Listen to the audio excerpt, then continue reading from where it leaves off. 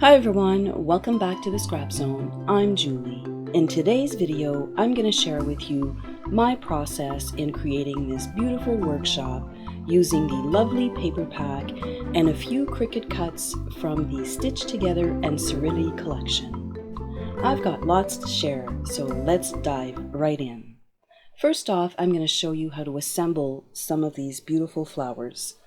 There's a lot of little pieces, so I tend to stick them into a little post-it note, but I'll get back to that in a moment. I love using the Close to My Heart cardstock. It has two-sided, so one side is dark, one side is lighter. And in my case, I like to further accent the cardstock by adding the same color ink on the top. Now that gives you three options if you want. So you can see here that when I bring these close together, there's a lot more definition between the two colors. So my liquid glass was running low in the bottle. I decided to transfer it into this smaller bottle right here, and it worked beautifully for this project. Now I'm going to add a good amount of liquid glass on the back side of the front piece. Not too much, but you do need enough because the good thing about liquid glass is that it slides a little bit, and it's going to help you sandwich those two pieces together. So as you can see here, I'm just going to start from the bottom, and I'm going to align all of that piece. Now there's several little layers, not layers, but there's several little elements to this bunch of flowers, so you just push them all together and they match perfectly. So the liquid glass is really good for that. Now let's talk about my little storage trick here. I don't know about you guys, but I often lose tiny little pieces such as these. So I decided to, for the tiny little pieces, I put them inside a post-it note, and then I'll show you what I do with the rest a little later on. Here I'm adding the canary cardstock to make the flowers, and the small little bit on the inside, I did go ahead and I did ink on top of that. So it just gives it even more definition, as you can see right here. So let's move to the flowers, and the flowers were done very much the same way, but I didn't actually ink those. The contrast between the light side and the dark side of the cardstock was enough that I could just leave it as is. Now, using liquid glass is great because you can move it around a little bit easier, but it dries hard. So when you go to shape your flowers, it's a little bit more difficult. So here I'm showing you that I did have a little bit of spillage, if you want, from the liquid glass, and I didn't want to see that. So I pulled out my clear shimmer brush and just added it to the inside of the flower. Now it gives the flower another element. It's definitely pretty, and it kind of hides if you've got a little bit of spillage with your glue. Now let's get back to not losing these little dots and losing all of these little pieces that you cut from projects. I use just printer paper. I accordion fold the printer paper, and then I create these two little sections where I can add all of my Cricut pieces inside, and when I'm ready to cut my layout, I just grab that and there you go. Like, it's just a little kind of organization thing that I do just to not lose all of those pieces, because I realize that some of my projects have a lot of Cricut pieces, and for me this works perfectly. So here I'm showing you once again, this is inked and that is not, and it does make a huge difference. So I'm going to just quickly go through here, and now we are going to start the assembly of layout number 1. Now, I typically don't show all of the cutting, but I think this one here, you might need to see a little bit of the process, how I came to this. It's amazing what we do to save paper. So this first piece, I absolutely wanted to save some of it. So I'm going to cut it down to size. I'm going to cut the zip strip first off, and then I'm going to cut it down to size. It's, I believe, 11.5 by 11.5. And then I'm going to hollow out the center, but not the entire center, because this layout, the cardstock and the pattern paper kind of join in the center. So I'm just going to hollow out that center piece, only because I know I want to make cards with this collection, and I want to use this pattern right here.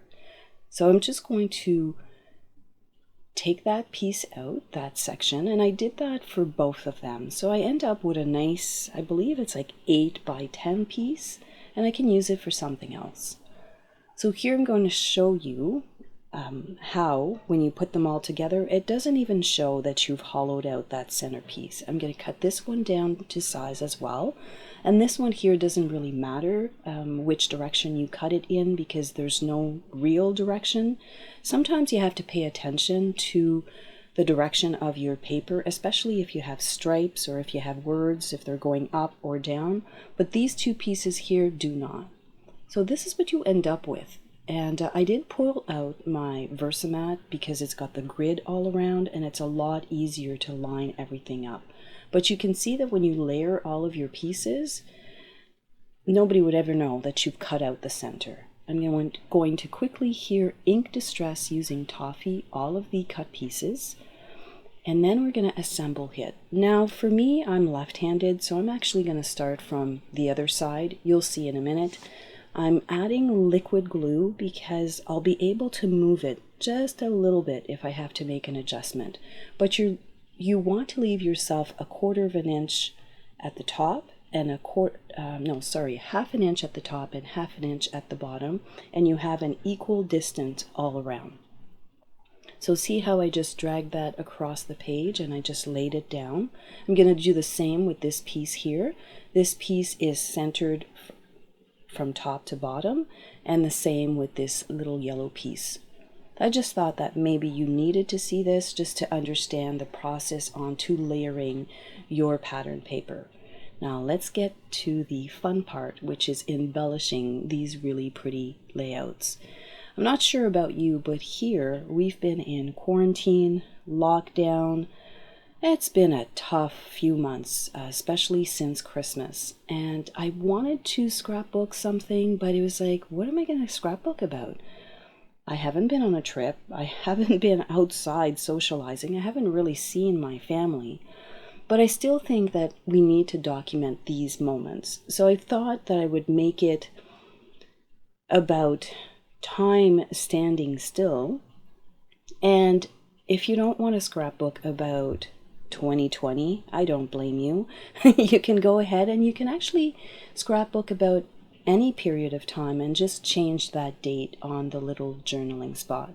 But I have to say that this layout, or these layouts, were a little difficult to put together because scrapbooking is about having fun and celebrating life. We still are, but we're kind of on a pause. I don't know about you guys, but definitely we are here. So let's get back to putting this layout together. Now these little flowers, remember at the beginning I told you that I used liquid glass, and it's a little bit hard when it dries. So I'm actually kind of flicking. It looks like I'm pulling a lot because I've sped up the video a little bit, but I'm not. I'm gently flicking the edge of the petal, and then I'm just kind of pushing it back against my nail just to give it a little bit of dimension. I think you can see it a little bit better here as I'm just like gently pulling on the petals themselves, and then I just kind of pull them inwards, and it just gives it enough dimension to make them even more beautiful. So we're almost done here with layout number 1. I'm just going to add my little title here, and I hope you like it because although time is standing still, there's still some pictures worth documenting for sure. So we're going to move along here with layout number 2, and layout number 2, I didn't show you the entire process because it's pretty much the same as layout number 1. The only difference is I did use an embossing folder for the blue Belle cardstock, and I did sand that down just as an element. It just looks really good on the page. And then here you see me adding liquid glass to my title. Now my title was cut in charcoal cardstock. I did ink the top of the charcoal cardstock to make it even darker, and here I'm adding a generous amount of liquid glass, and when it dries it just looks really pretty. It actually looks like a sticker, so that's something that I do like to put together once in a while on some of my pages. I also did ink distressing, or not distressing, but added ink on all of the green leaves. And to change up those flowers, although they're the same, I made them pink, and I added those little bright bitty beads right in the center. And I thought that they looked really pretty. So here we are at layout number 3. And I really like this layout. I liked how soft it was. This wood grain is in the core catalog, which is going to be available until the month of August. And it just matches. It doesn't matter what you throw it on with, it matches every paper collection. Now I'm going to use the butterfly, but you could absolutely use this blue side. This paper is one of those papers that it's pretty on both sides, so it makes it very hard to decide what you're going to use when you're doing layouts. I'm going to add my little mats here, and I'm just going to start pulling them together just to see how I'm going to position the next page. I like to have them side by side when I work together, so I kind of assemble the base, and then I pull in the titles and the photo mats just to see where everything is going to line up.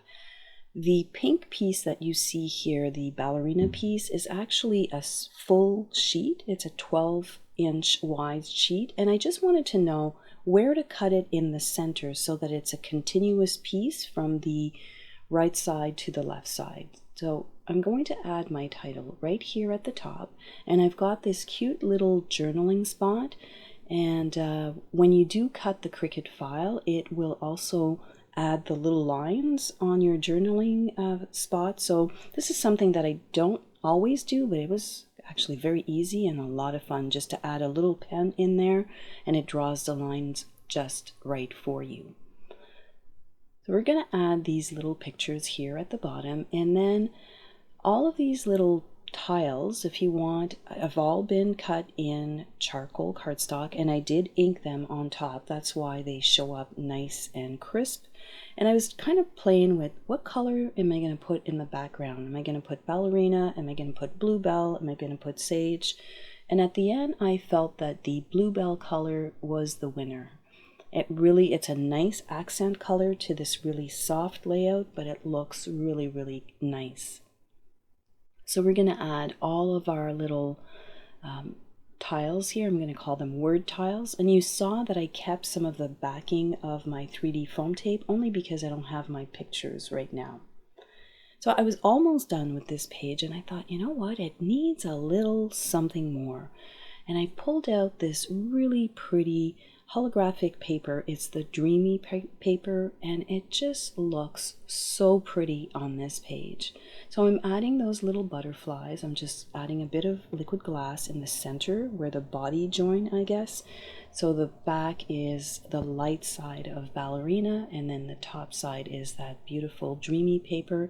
Now I did fuss here, and I did, yes, add dimensional tape on that tiny little body. It was a little bit of a stretch, but hey, it looks good once it's put together. I really liked it. So once they're all nice and dry, you have to make sure that they're nice and dry, we're gonna shape them. So pretty much the same way I shape flowers, I like to shape my butterflies. So I'm just gonna take my bone folder here, and I'm going to curl down the little wings, and then I'm just gonna fold on the center of him, right on the body, and then it just gives it a little bit of dimension, and that holographic paper catches the light, and it just is beautiful. So I was really happy for that small addition. You can see here that I'm putting them all down with dimensional tape. So I really hope that you're enjoying this layout, because it was fun to me. Even though I wasn't sure what I was going to do this month, I really enjoyed how this turned out. Thanks a lot for hanging out with me today, and if you've liked what you've seen so far, consider subscribing to my channel. I post scrapbooking and cards and all things crafty. So here are a few videos you might want to check out. And again, thank you and have yourself a fantastic day.